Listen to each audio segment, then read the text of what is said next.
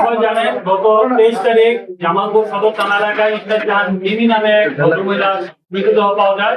এই ঘটনার সংবাদ প্রাপ্তির সাথে সাথে পিবিআই জামালপুর ছায়াতদন্ত কার্যক্রম শুরু করে এবং দ্রুততম সময়ের মধ্যেই আমরা এই মামলার যে মূল এজাহারনামী আসামি কাউসার আহমেদ তাকে আমাদের হেফাজতে নেই।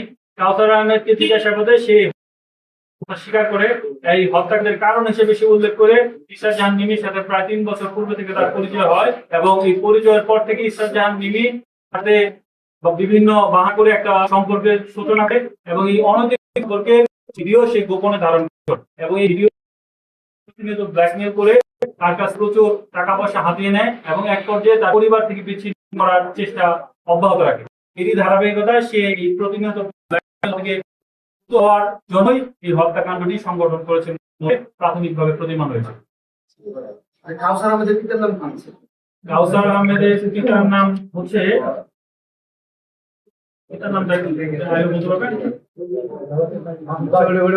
কাগজ फिर से उड़ाई नहीं